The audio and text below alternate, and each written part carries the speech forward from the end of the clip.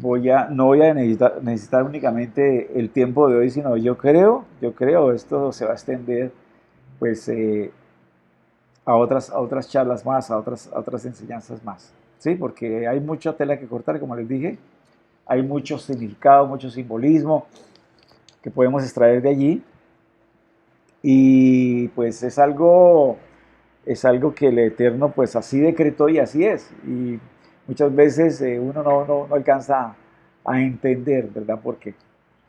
Sí, esta la encontramos entonces en la paracha número 39, paracha Jucat, decreto o estatuto, que va desde Bamidbar 19.1 hasta el 22.1. Sí, y como les dije, es el tema de la paraduma, la vaca roja. Los que quieran, pues no sé si ustedes quieren, de pronto al finalizar ustedes me avisan si pueden o no, o acordamos una hora, el día de mañana, pasado mañana, es que no sé cuánto se demore, pero esto es de tela de mucho cortar, ¿sí? Entonces, seguimos con el tema, ¿sí? Pero hoy voy a abarcar algo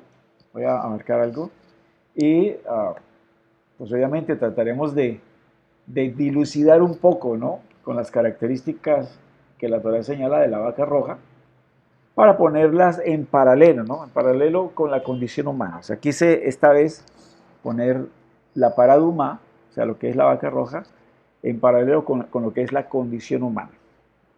Sí, hacer allí como un paralelo con todas las características que se nos da de la paraduma. Y encontramos entonces el texto base para este estudio allí en Bamidbar 19, 1 al 5. Bamidbar o Números capítulo 19, versículo de 1 hasta el 5. Y dice, y Adonai habló a Moshe y Aarón, diciendo, esta es la ordenanza o el decreto de la ley que Adonai ha prescrito, diciendo, di a los hijos de Israel que te traigan una vaca alazana, una pará adumá perfecta, en la cual no haya falta, sobre la cual no se haya puesto yugo, y la daréis a Eleazar, el sacerdote, y él la sacará fuera del campamento, y la hará degollar en su presencia. Y tomará Eleazar, el sacerdote, de su sangre con su dedo y rociará hacia la delantera del Mizcán, o la parte delantera del Mizcán, de la congregación con la sangre de ella 7 veces. Y hará quemar la vaca ante sus ojos, su cuero y su carne y su sangre, con su estiércol hará quemar. Luego tomará el sacerdote madera de cedro, e hisopo y escarlata, y lo echará en medio del fuego en que arde la vaca. Bien, hasta ahí es el texto. Entonces, como ustedes pueden ver, ahí vemos una preparación, ¿no? En ese texto vemos una preparación, cómo había que preparar esta vaca, cómo había que lograr sus cenizas. No era un sacrificio que se presentaba en el altar, ¿verdad? Había que hacerlo fuera del campamento, había que sacrificar este animal fuera del campamento y todos sus componentes, su ceniza y lo que allí se agregaba, servía para purificar a aquellos que estaban impuros. De alguna manera, había adquirido alguna clase de impureza. Entonces, ustedes saben que una persona impura no podía estar en el campamento, no podía ingresar al campamento porque el campamento obviamente era K2. Entonces había que llevar a cabo un ritual, ¿sí? De 7 días. A la mitad de la semana había que rociarle con estas cenizas mezcladas con agua a la persona que estaba impura y al séptimo día igualmente, para que quedara pura, otra vez limpia y pudiera ingresar al campamento. Sí, eso es lo que vemos en contexto acerca de la preparación de la paraduma, o sea, la vaca roja. Pero como les dije, yo quise como centrarme en la vaca, las características de la vaca, ¿sí? Y lo que puede simbolizar, o sea, esto no es un absoluto, no es un total, o sea, lo que podría simbolizar cuando la comparamos al ser humano, como tal, ¿sí? Al ser humano. Entonces, ahí lo que primero encontramos allí como característica es que debía ser una vaca roja, alazana, roja, ¿sí? Esto dicen nuestros sabios, puede representar obviamente el pecado, puede representar la soberbia, uh, puede representar lo sanguíneo, representar la vida gobernada por las pasiones y deseos, uh, una vida apartada de esa intimidad con el Creador. Sí, más o menos eso es lo que puede representar el color como tal. Acuérdense que Esaf, dice la Escritura o dice la Torah, es Edom. Edom es rojo, ¿sí? Y Esaf se caracterizaba por tener ese temperamento, ¿verdad?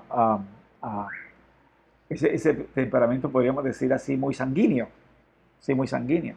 Entonces él era una persona que pecaba deliberadamente, era soberbia, engañaba, etcétera, etcétera. ¿Sí? Entonces, más o menos así se describe este color, o este color muestra esa característica, ¿no? Entonces, de este color describe el profeta nuestros pecados, ¿sí? Entonces también allí vamos entendiendo algo interesante, eh, y es que el profeta muestra que el pecado también tiene esa característica de ser rojo. Rojo también representa Roma, Edom también es Roma, ya lo sabemos nosotros, ¿no? Entonces dice Isaías 1:18, dice allí, venid luego, dice Adonai, y estemos a cuenta. Si vuestros pecados fueren como la grana, como la nieve, serán emblanquecidos. Si fueren rojos como el carmesí, vendrán a ser como blanca lana. ¿Sí? Entonces, allí vemos nosotros cómo el profeta describe lo que puede ser el pecado. ¿Sí? El pecado puede tener esa característica. ¿Sí? Pueden ser como el carmesí, pueden ser como el color rojo. Entonces, parece que la vaca representa eso, el pecado en sí, el pecado del ser humano, ¿no? Y tal es la condición humana de pecado que la Torá misma declara que hay pecados que no tienen provisión, no tienen provisión alguna, y que prácticamente la persona es digna de caret. Caret significa extinción de la vida misma, ¿sí? Pero en manos del cielo. O sea, no hay ninguna provisión para redimir ese pecado, para limpiar ese pecado, para cubrir ese pecado.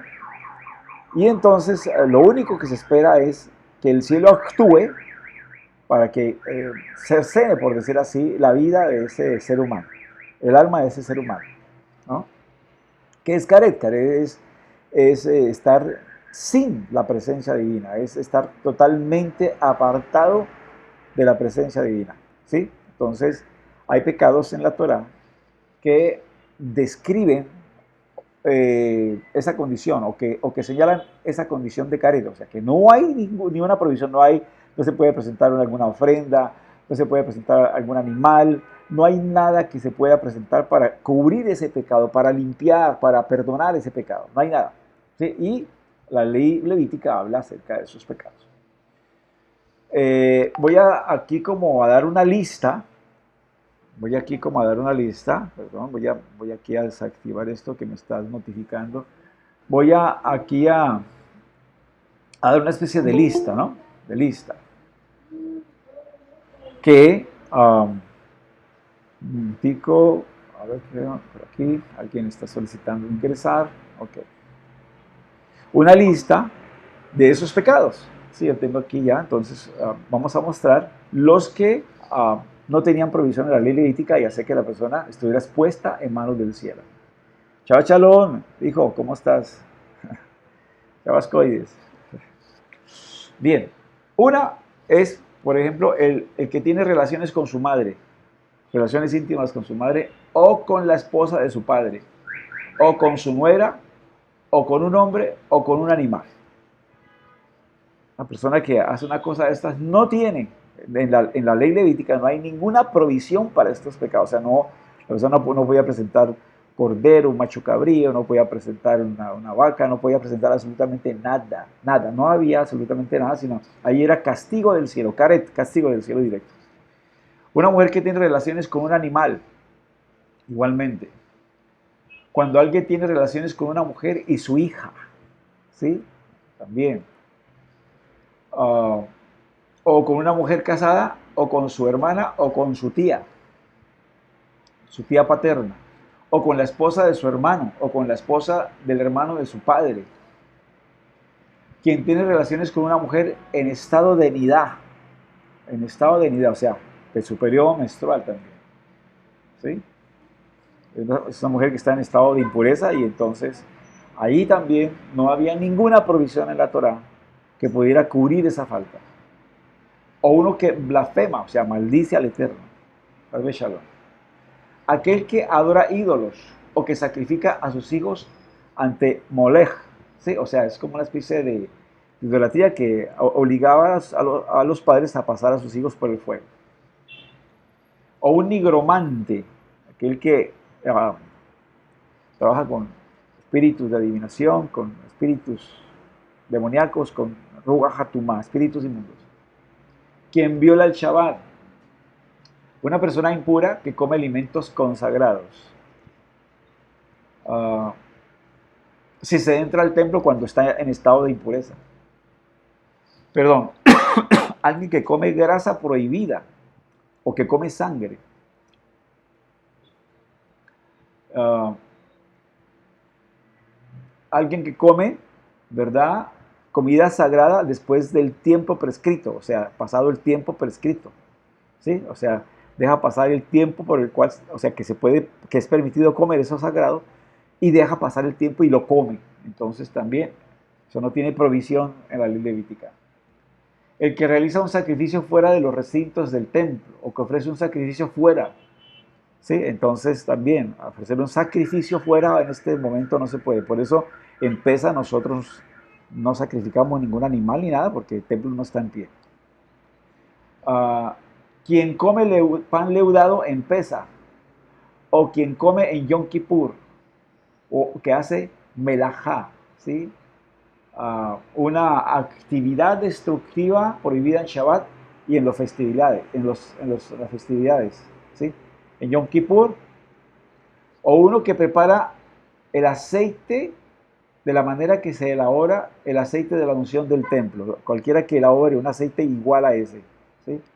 Quien prepara ketoret, inclusive el incienso sagrado que se ofrece 2 veces al día en el altar de oro dentro del templo, o que se unge él mismo con el aceite de la unción, ¿sí? Entonces también, todo eso no tiene provisión en la ley levítica, o sea, eso la persona es digna de caret, manos del cielo, morir en manos del cielo. Cuando se incumple con la ofrenda de pesa y también la circuncisión, cuando no se hace de por vida, no se hace la persona sabiendo que se la tiene que hacer, que es judía y no se la hace, entonces también. Entonces, como ustedes pueden ver, estos son los pecados de caret, o sea, pecados que no tienen provisión en la ley levítica. No hay una ofrenda, no hay nada que pueda cubrir ese pecado, no hay nada que pueda redimir ese pecado. ¿Ah? Y pues ahí ya, si la persona comete alguno de estos pecados, aquí tendría que hacer, ¿verdad? Conciencia, una teshuvah. Tendría que ser una teshuvah shelema, o sea, una perfecta teshuvah, con kavaná, ¿sí? Podría, por la misericordia divina, eh, eh, pues recibir misericordia del cielo, ¿sí? Pero no hay provisión divina, no hay provisión de la ley levítica para ninguno de estos pecados, no hay nada, en absoluto. Recordemos lo que pasó con los hijos de Aarón, recuerdan ustedes, Nadab y Abiú, que ellos fueron a ofrecer allá fuego, ¿sí? Extraño, nadie los había mandado, ellos de su propia voluntad quisieron hacerlo, no les era permitido, sin embargo lo hicieron. ¿Y qué pasó? Murieron en manos del cielo, ¿sí? Murieron en manos del cielo. Se trajeron allí incienso, lo presentaron ante el Eterno y un fuego extraño, dice allí, salió de él, porque no les había ordenado nada de esto, y Hashem los consumió y murieron ante el Eterno. Sí, o sea, se fue, obviamente, en manos del cielo. Bien, entonces, más o menos eso es lo que puede representar el color rojo de la paraduma, ¿sí? Como les digo, nuestros sabios tratan de de darnos a nosotros algunos significados, ¿verdad? Pero obviamente esto no es total, no es absoluto, pero pues más o menos podemos pensar que eso puede ser alguna de las características. Dice allí, perfecta en la cual no haya falta. Perfecta en la cual no haya falta. Entonces la vaca tiene que ser completamente roja sin que tenga pelo alguno de otro color. O sea, tenía que ser perfectamente roja. No podía tener ni un solo pelo de otro color. ¿Sí? Entonces, esto lo podemos comparar a aquella persona que está entregada totalmente al pecado. Totalmente al pecado. ¿Sí? A la maldad, a la iniquidad. Descrita, obviamente, en la lista anterior, podríamos decir, ¿no? Y no se le puede abonar nada bueno. O sea, no tiene nada bueno, ¿no? Podríamos decir el pecado en perfección. El pecado en perfección. Uh, y estas, obviamente, estas transgresiones que no tienen, provisión en la ley levítica, Isayahu hace mención de ellas. Isayahu hace mención de ellas con una palabra interesante, con la palabra pesha. Palabra pesha, ¿sí? Hebrea pesha. Pei, shim y ain. Pesha. Dice el profeta Isayahu en el 59:20, dice, y vendrá un redentor a Sión, a los que se vuelven de la transgresión en Jacob, dice el Eterno. Y vendrá un redentor a Sión. ¿Para quiénes? Para aquellos que se vuelven de los pecados al estilo Pesha. Pesha significa que no tienen provisión a la ley levítica. Eso significa Pesha, ¿sí? Transgresión, delito, ¿sí? Que no tienen provisión en la ley levítica. No hay un sacrificio especial, no hay absolutamente nada que pueda remediar ese pecado, ¿sí? Como ya vimos nosotros la lista, ¿sí? Ese tipo de pecados. Entonces, ahí dice que un redentor vendrá a Sion, pero ¿para quiénes? Para aquellos que se vuelven de esas transgresiones al estilo Pesha, ¿verdad? En la congregación de Jacob, dice el Eterno. Interesante eso, ¿sí? Vendrá, ¿no? Ahora, pero ¿quién es ese redentor que vendrá a Sion? ¿Quién es ese redentor que podrá venir a Sion? ¿Y quién es el redentor? Redentor es alguien que redime, recupera, que paga por obtener. Ese es un redentor. Cuando las personas van a estas tiendas de empeño, ¿sí? Y allá empeñan sus objetos personales de mucho valor, y va a recuperarlo, tiene que pagar allí una redención, ¿sí? O sea, va a redimir, o sea, va a pagar un precio para redimir otra vez esa prenda, para otra vez obtenerla. Y obviamente pues va a pagar un precio de pronto un poco mayor, porque ese es el negocio de las compraventas, ¿sí? Entonces va allá y es como si prestara un dinero por esa prenda, y si al cabo del tiempo esa prenda no es recuperada, o sea, no la recupera, entonces la pierde. Pero si la va a recuperar, entonces hay que pagar un precio mayor del que le prestaron para poder recuperar esa prenda. Entonces esa parte de la recuperación significa redención, hay que redimir. Y aquí la escritura está hablando claramente en Isayahu 59:20, que vendría un redentor a Sion, ¿sí? Y que ayudaría o favorecería a las personas que se vuelven de los pecados estilo Pesha. Pesha, o sea, que no tienen provisión en la ley levítica. ¿Sí? Aquellos que hicieron esta clase de pecados que ya enlisté, que les hablé a ustedes, ¿verdad? Y se arrepintieron de corazón, van a encontrar entonces en ese redentor esa posibilidad de hacer perfecta Teshuvah y ser perdonados. ¿Sí? Entonces, eso es lo que es un redentor. Un redentor es quien redime, recupera, que paga por obtener. ¿Y cómo vendría? Entonces, ahí es donde yo quiero desplayarme un poquito. ¿Cómo vendría ese redentor? Dice el Tratado Sanedrín, Maseje Sanedrín 57. Allí se discute de cuándo vendría el Mashiach. ¿Cómo vendría el Mashiach también? ¿Sí? Entonces, ustedes leen si ustedes escuchan o leen allí ese Tratado Sanedrín 57, se dan cuenta que aquí se habla mucho acerca del Mashiach. Y se dice que si el Redentor o sea, el Mesías, aparece en una generación que no lo merece, así que no lo merece, dice allí la discusión, vendría en un burro, vendría montado en un burro, así es. Eso está ahí, yo lo he escuchado. Y Zacarías o profeta Zacarías es lo que afirma. Dice, capítulo 9, verso 9, dice, alégrate mucho, hija de Sión, dan voces de júbilo, hija de Jerusalén. He aquí, tu rey vendrá a ti. Él es justo y salvador, humilde y cabalgando sobre un asno, sobre un pollino hijo de asna. Ah, interesante. Dicen nuestros sabios que si la generación, cuando aparecía el Mashiach, no lo merece, vendría montado en un burro, así dice. Eso dice Sanedrín 97. Vendría montado en un burro. Y pues claro, uno dice, bueno, muchas personas en ese entonces se montaban en burro porque era la única forma, ¿verdad? De coger un taxi, un Uber, ¿no? Era la única forma, ¿verdad? Entonces, claro, muchos, pero hubo uno que obviamente se destacó y uno que fue reconocido y que se habla en los anales históricos y que ha sido tema de Maloquet, o sea, ha sido un Maloquet celestial, o sea, ya ha permanecido ese Maloquet, esa discusión hasta el día de hoy. Si es, si no es, si es. Eso cada uno tendrá que ver y mirar si cree, no cree, acepta, no acepta. Pero el único que de pronto cobra renombre aquí, ¿verdad? Obviamente es Yeshua, que vino y está escrito allí en los Besoró y en las Baraita, está escrita que él vino montado en un burro, que nadie le había montado. Entonces, vemos allí el Redentor que vendría.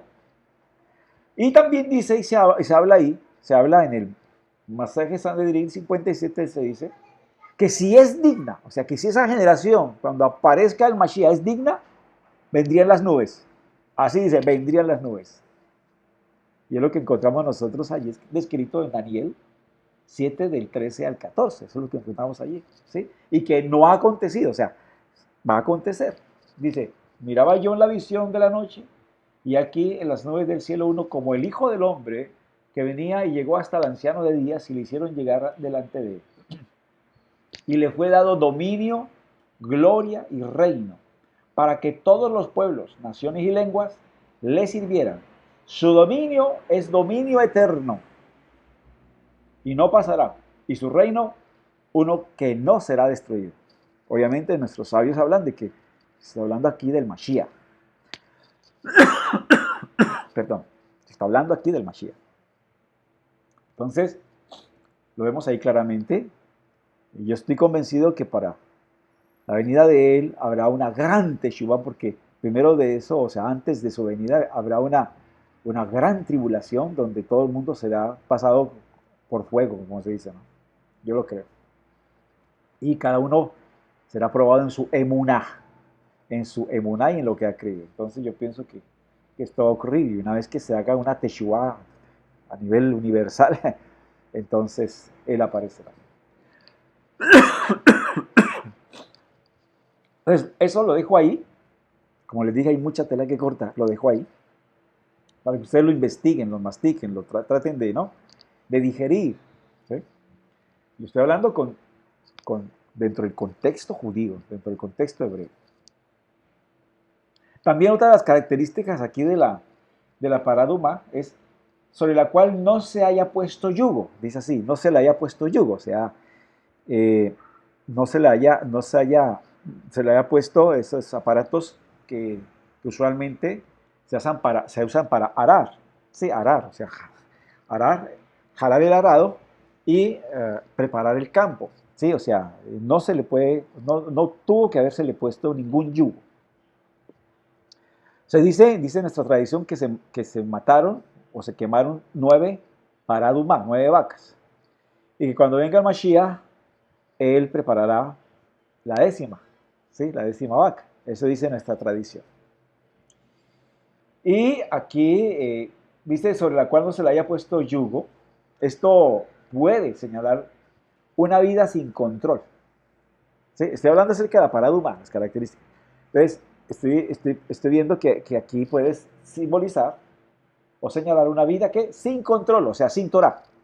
Una vida sin Torah, sin Torah, sin instrucciones divinas, sin tener en cuenta al Eterno, ¿verdad? Por allá dice en Lamentaciones, ¿sí? O en Ejá, allá dice, bueno le es al hombre llevar su yugo desde su juventud. ¿Cuál yugo? El yugo del cielo, ¿sí? O sea, la Torá. Entonces, aquí cuando habla sobre la cual no se le haya puesto yugo, estamos hablando de una persona sin control, sin ley, sin Dios en este mundo, ¿sí? Eso es lo que más o menos podemos entender allí. Como les dije, estoy haciendo un paralelo entre la paraduma y el ser humano. Estoy yendo únicamente a lo que es la paraduma. Ya después me desplayaré, pues como les digo, no tengo el tiempo porque esto es tela de mucho cortar. En la preparación misma, o sea, también creo que la preparación misma tiene simbolismos muy interesantes, ¿verdad? Que no son absolutos, pero que podríamos bien considerar. ¿Sí? Que guarda muchas similitudes y muchas cosas interesantes. Entonces, aquí, sobre la cual no se haya puesto yugo, está hablando de una vida sin trabajo, sin ley, sin obligaciones, podríamos decir, ¿no? Y hay mucha gente que es como muy deportiva, ¿no? Le gusta vivir la vida porque sí, y los placeres y todo lo demás, y a Dios no lo tiene en cuenta para nada, ni sus leyes divinas, ni su Torah, ni nada, nada. Ellos son ley para ellos mismos, ¿sí? Y entonces nos dice el Rashta, ¿sí? En su Baraitá a la comunidad de Italia, nos dice de la siguiente manera, allí en su carta a los de Italia, o lo que se habla carta a los romanos, dice el capítulo 1, verso 25 al 32, aquí hay una lista tremenda de gente así, de gente sin Torah, de gente sin ley, de gente que no tiene el yugo del cielo, ¿sí? Así como no había que ponerle ningún yugo a la paraduma, así también hay gente, ¿no? Gente que no tiene ese yugo del cielo y anda en el mundo como quiere, hace lo que se le da la gana. Entonces, ¿no? Así hay mucha gente hoy día. A propósito, haciendo como un punto aparte, había un gentil que tenía una vaca roja y nuestro pueblo requería de esa vaca. Y entonces se dieron cuenta que él la poseía y fueron a examinar y perfecta, la vaca perfecta, una paraduma perfecta para hacer este sacrificio y lograr las cenizas.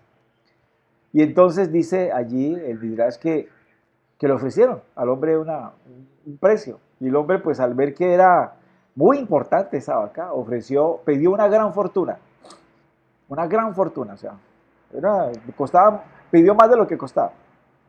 Y se dio cuenta el interés que había en nuestro pueblo de adquirir esa vaca. ¿Sí? Y entonces le hicieron preguntas a él, ¿verdad? Que nunca había sido usada, nunca se le había puesto yugo, y no, nada, nada. O sea, una vaca perfecta para esta clase de sacrificio. Entonces, obviamente, él pidió una cantidad exorbitante. Y le dijeron allí, bueno, mañana venimos entonces con el dinero y todo a comprártela. Y él quería pasársela de vivo, agarró y le puso un yugo, ¿sí? Y dijo, voy a burlarme de estos judíos, voy a ponerle el yugo, ¿sí? Y entonces se la voy a vender así. Y le puso el yugo, ¿no? Al día siguiente, obviamente llegaron los sabios de nuestro pueblo y todo eso, y empezaron a mirarla, a observarla de nuevo, otra vez, y se dieron cuenta que ya había sido enyugada. Sí, porque hay una parte, ¿verdad? En la parte del lomo, que una vez que se pone el yugo, entonces ahí queda el rastro, la marca. Y le dijeron, esta ya fue enyugada. Lo sentimos mucho, ya no te la vamos a comprar. Y el hombre perdió la oportunidad de tener una gran fortuna. Por eso, por tratar de engañar al pueblo. Bien, entonces, siguiendo en el tema y haciendo ese paralelo entre la paraduma y el ser humano, nos dice el Rashta en su Baraitá, los de Italia, allí como les dije, capítulo 5, versos 25 hasta el 32, dice, ya que cambiaron la verdad del Eterno por la mentira. O sea, estamos hablando de gente que se ha entregado a la maldad. O sea, a la perfecta maldad, ¿sí?